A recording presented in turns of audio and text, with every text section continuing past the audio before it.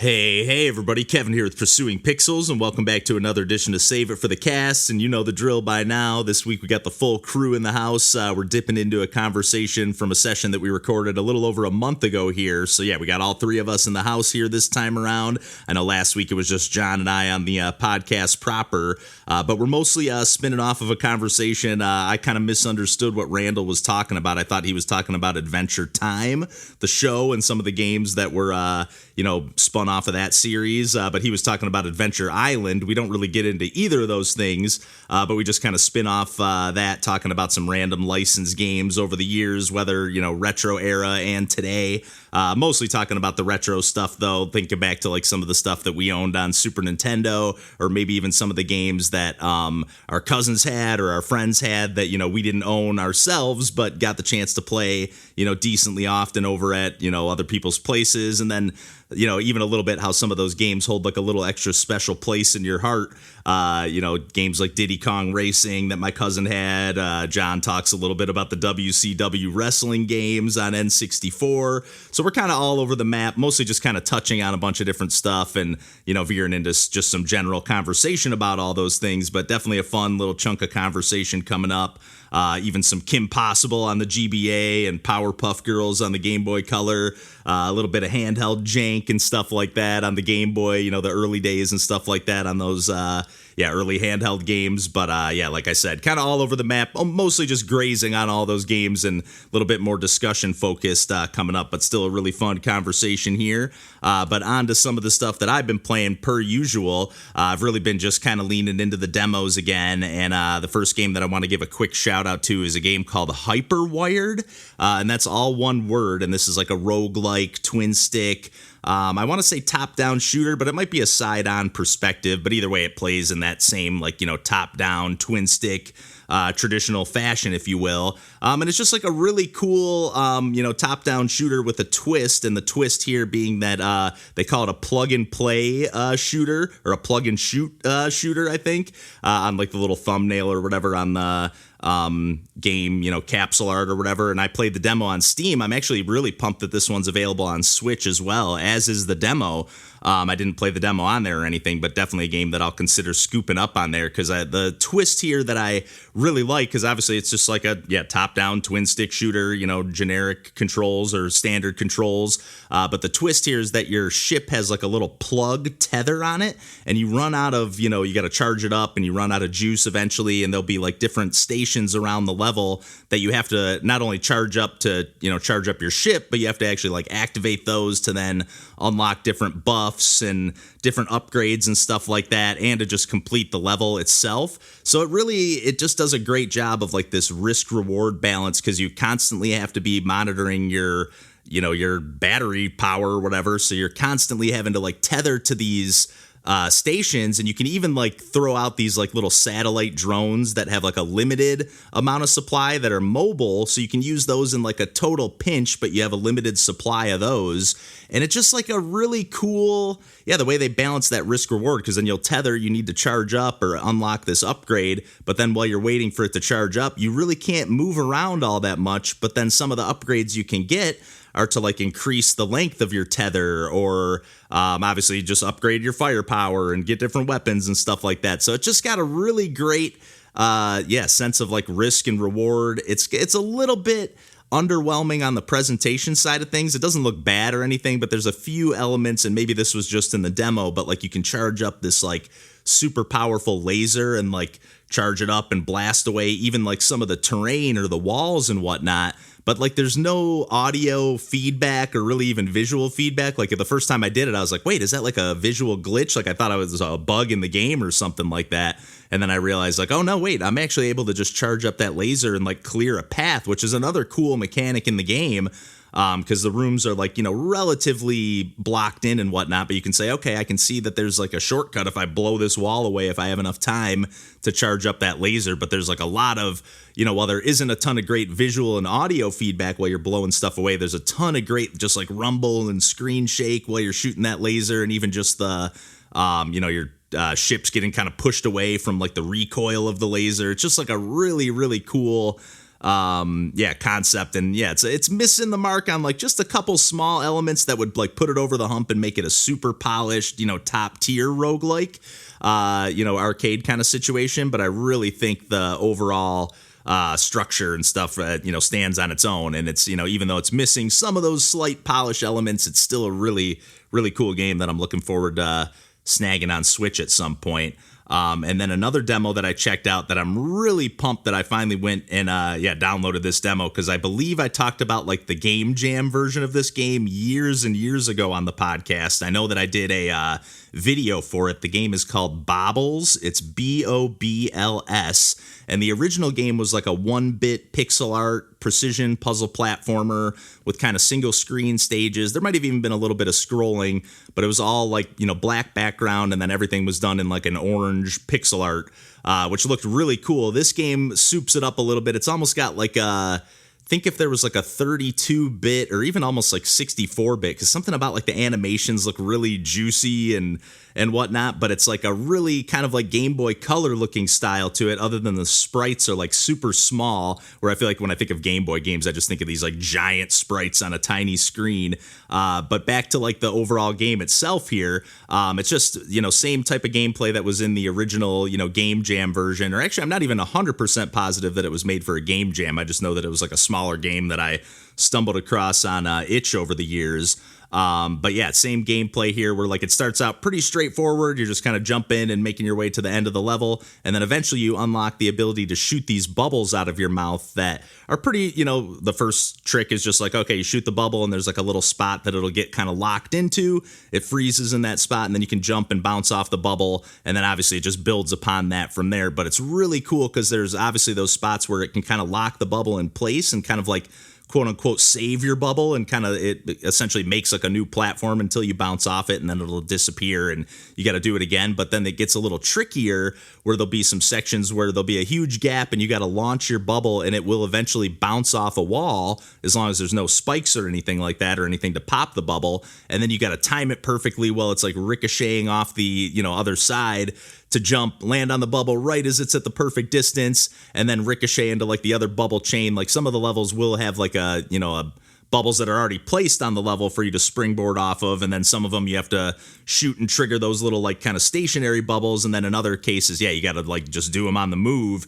And it just gets really clever, really, really crafty. The pixel art's absolutely amazing. The presentation, just like I was saying, like that little extra like animation and sparkle to the pixels. Like, I don't know how to describe it, but it's just really, really fantastic stuff, and I cannot wait for this game. Like, the level design is just absolutely fantastic, and they're just nailing everything. Like, the music is just like this understated, atmospheric, like it's almost like a little bit mysterious in this like full version, or at least this demo of the full version. And yeah, I just cannot wait to play more of that game. And then another game that I actually played the demo for, this one I played the demo on Switch, and a game that I've been waiting for a long time. It's called Turnip Mountain. And turnip as in like the vegetable, not turn up as in the volume. But yeah, you play in this game as like a little turnip with 2 arms. And I did actually play this demo on Steam ages and ages ago, but I think the game is finally now available on Switch, or at least it's like right around the corner and like available on other platforms as well, Steam and whatnot. And the first time I played the demo, it's a little tricky. It's one of those games where it's got like such a bespoke control scheme. Not that it's, not that I've never played anything like it before. Like the first game that comes to mind is DK King of Swing. If you've ever played that game on the Game Boy Advance, or I think they even made a sequel to that one on the DS. But basically, yeah, you play as this turnip, and then you're using the left and right joysticks in this case to control the 2 arms. So they kind of like control freely, or even if you've ever played Heave Ho, I think is the name of the game. I think they have a sequel to that game coming out, or that just was released as well. But you kind of control the 2 arms with the 2 joysticks, and then you use the left and right shoulder buttons to grab with both your left and right hands. And then you kind of like, use those control, almost like not tank controls. I don't know how to describe it, but basically you'll reach up with one arm, grab, and then pull down with that arm and reach up with the other to kind of like, quote unquote, climb up the the wall. It's like kind of like a rock climbing, mountain climbing game, although there's definitely just some levels and coins scattered around and different secret paths that you can follow. And then when you're on the ground, you can't walk or anything, but you can hold down the A button and you'll kind of tuck your arms in and you can kind of roll along the ground. So you don't have to use that too much, at least not in the early going in the first 2 stages, which is all that was available in the demo. But it takes some time to get used to. Like I said, the first time I played it on Steam, I was like, oh, I want to love this game. I'd been seeing the developer posting, development snippets on social media and on YouTube or wherever I had seen the trailer, in the past and whatnot. So just a really cool game. And right off the bat, I was like, oh, man, I'm a little bummed that I'm grading against these controls a little bit. It's kind of tripping me up, but I'm glad I gave it another chance when I saw the demo here on Switch. And that's not to say that I got the hang of things. Like the first level took me 4 or 5 minutes, and that's after I got the ropes a little bit. And then I was like, all right, now I'm ready to record a video that I don't look like a total fool playing this game. But then I went on to the second stage, and now that was totally unfamiliar to me and adding some new mechanics into the mix, I had ended up taking about 15 minutes just to clear that stage, and I'm leaving tons of coins on the table, tons of secret paths. So I really cannot wait to scoop this game up on Switch and see what other secrets are in store and what else this game has to offer, because the music is just absolutely amazing. The presentation, even the map screen and the level select screen is just so fantastic. And it's just the sense, I do feel like once you get the hang of the controls, because you can do your regular, climbing like I was talking about, but then you can also, you can hold on with both hands and then kind of drop yourself down and then kind of flick both joysticks up or in a, angled direction, which getting a 45-degree angle was tripping me up a little bit, trying to throw myself up into some of these gaps. But yeah, you can kind of toss yourself or jump essentially into different areas that you wouldn't be able to access otherwise. And you can grab a bunch of different pallets. There'll be just a paintbrush floating around in a secret area that you can grab, and that'll unlock a new palette for you to swap between. And yeah, it's just a ton of fun, really, really tough and innovative as well. But I really can't wait to see what else that game has to offer. I'm really, really excited about this one. And I kind of forgot to mention at the top, I haven't actually played this one yet, but I downloaded the patch and I'm getting ready to install it and get that all running and everything. But I saw, being that we talk a little bit about some of the Teenage Mutant Ninja Turtles NES games on the conversation coming up here, and my nephew being on a big Turtles kick, I can't remember how I stumbled across this, but I was looking something video game related up about the Teenage Mutant Ninja Turtles the other day, and I stumbled across an NES ROM hack for the first Turtles game, and they call it TMNT Return to New York. And the way that they have that set up is that they kind of did a balance patch on the original game to number one, do some visual upgrades, some control upgrades and stuff like that, particularly in the swimming section on the dam level where you get zapped by that electric seaweed or whatever, which is a pretty infamous stage if you grew up in that era of video games. But then they also do some character swaps where not only do they just change the way they look to make them a little more distinct other than their weapons and whatnot, but they actually change their jump height and their power to make to basically make it so that you're not just using Donatello all the time. And then once you lose him, you're like, all right, it's over. I'm just going to start this game from scratch next time I try it out and never make any actual progress. So speaking of a game that I do own now, but never owned growing up, my cousin had that one. And that game always had a special place in my heart where people would kind of hate on it over the years, and I was like, man, I kind of thought that game was pretty cool as a kid, just because you could swap between all 4 of the turtles and everything like that. So I'm really excited to check out that that hack and see what it has to offer, because I've always wanted to see a little bit more of that game, and always kind of just played the opening 30 minutes to an hour and never really got any further than that. So yeah, at the risk of just rambling on and on here, I think I've done more than enough rambling. I even had a couple other demos written down here, but I'll save those for another time, I think, and I'll kick the ball over to John, Randall, and I for a little more video games chit-chat here. And yeah, until next week, we'll catch you then, and take care.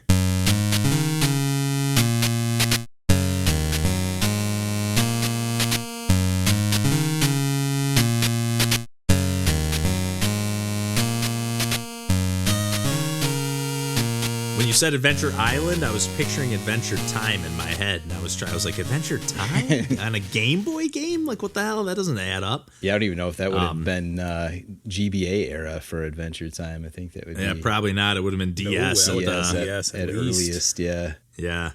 They did make a couple Adventure Time games that looked kind of cool. Yeah. Like at least in the sense that they like captured the art style pretty well, and like I'm assuming if it had decent writing in it, it would have been like, oh, this looks like a fun time if you're a fan of the show. I remember there was one, like, I want to say it was like a 3DS release or something, and I like gave some consideration to because it was getting good reviews, and I hadn't even watched, I don't think, any Adventure Time yet, but I'm like, oh, yeah, okay, this kind of looks like a type of game that I would enjoy.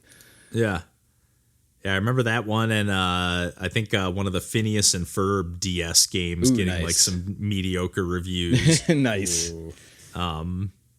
And like Kim Possible, I remember there was like some good like Kim Possible GBA games. Oh, sure. Yeah. I definitely played some, whatchamacallit, Powerpuff Girls on the Game Boy Color.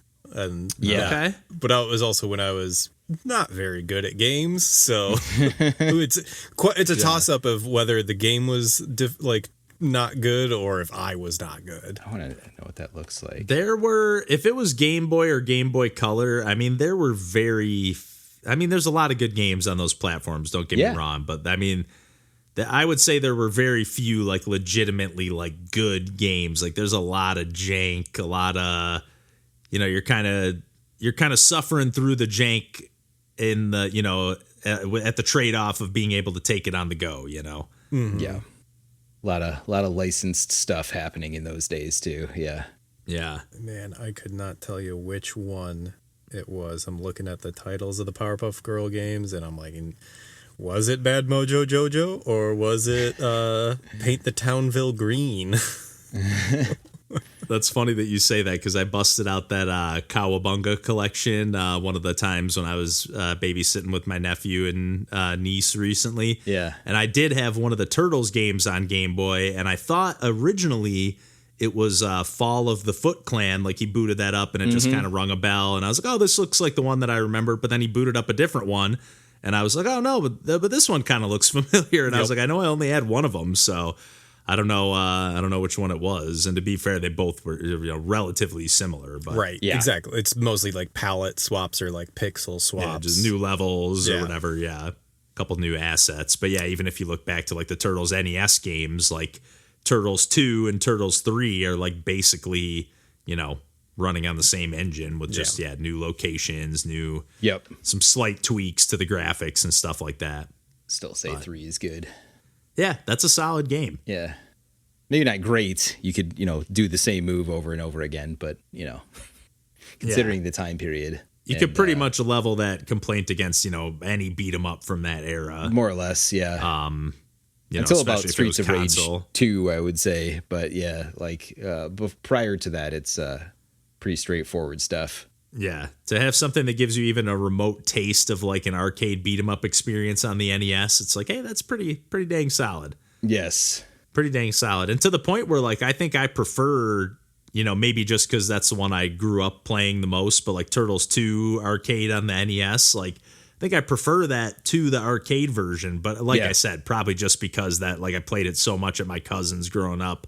And I think we've talked about this before many times, but like any of those games that like one of your friends had or your cousin had or whatever that you didn't own, it just had like a little extra special, like Diddy Kong Racing for me was another game that just was like, oh my God, that game is just amazing. And like, it just felt like this awesome game that was like just out of reach, but I still got to play it all the time when I was, hanging out at my cousin's. So those were all the like WCW games, like nice. Where I was like, I don't even know who any of these people are. Like this is just a completely new world for me. Yes, that's awesome.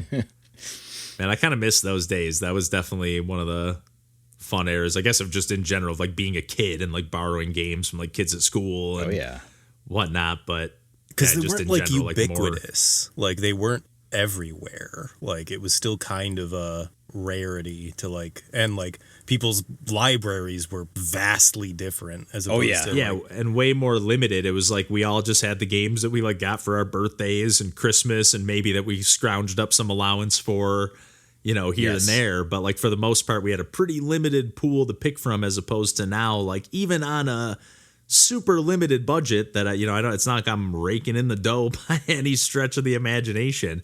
I'm still able to just be like, okay, if I just wait for games to go on sale or sign up for things like Game Pass or whatever, I can still play like a slew of games. Oh yeah.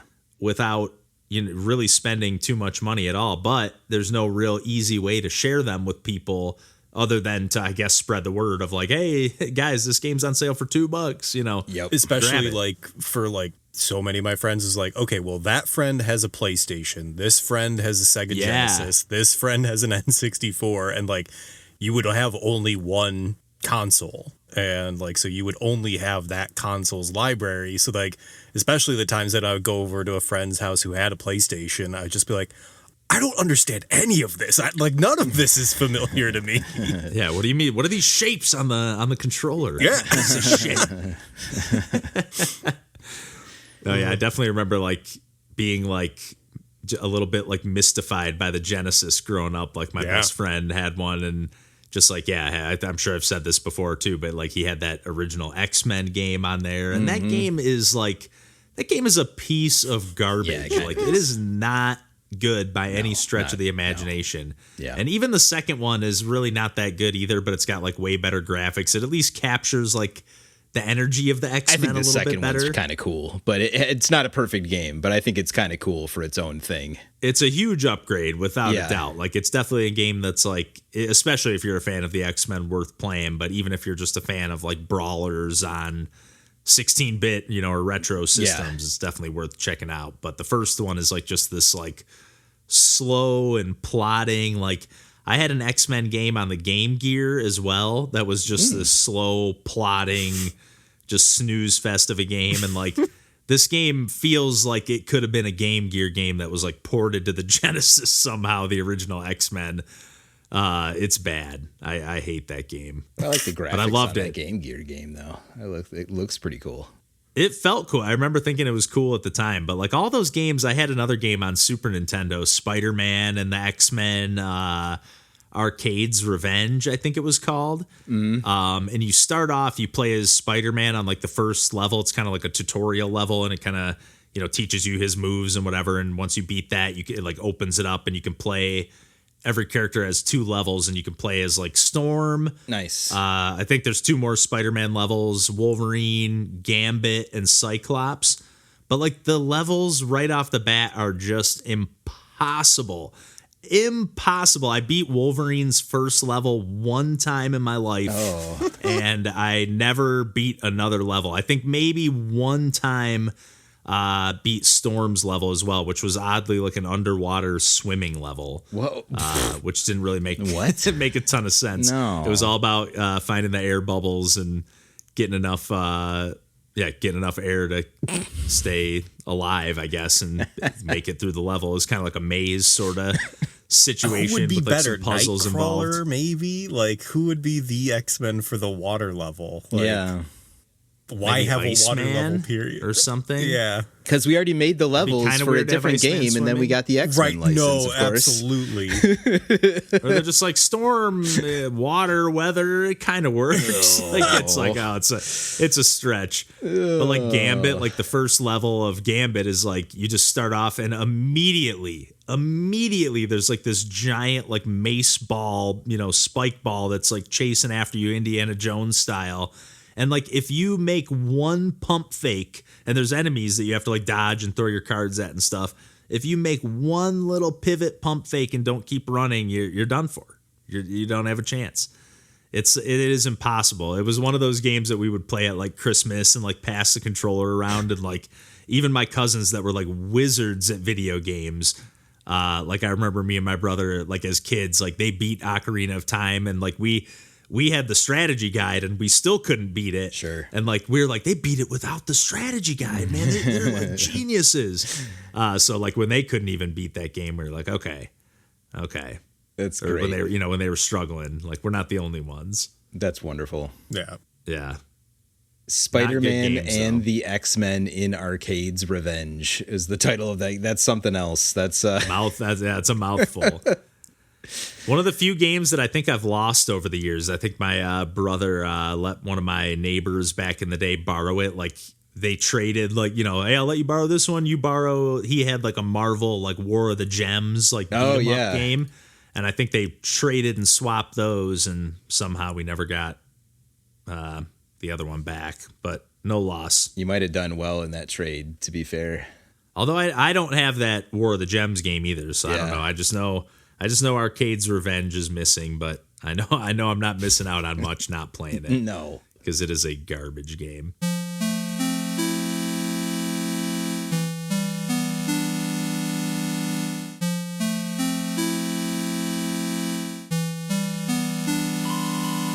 It's one of those games like Snakebird or something where it's like just immediately it's like really, really tough right off the bat. Like this, to the point where, like, I don't know if you remember when I talked about Snakebird on the podcast, but they like made Snakebird Primer after they made Snakebird, which is basically just like an easier version of Snakebird. Like, hey, if you thought the puzzles were too hard, here's like a tutorial to like ramp you up to like getting good enough to play Snakebird, like the real game. It's a cool concept. Which is cool, yeah, because the original game is brutal. Like at first you're like, oh, I'm getting the hang of this, and then like by the 10th level, you're just like, yeah, I'm never gonna beat another level in this game. Which is like both a really cool feeling to be like, man, I'm just that quickly stumped. That's one of the things that I find that Afterburn or 7 Levels does really well.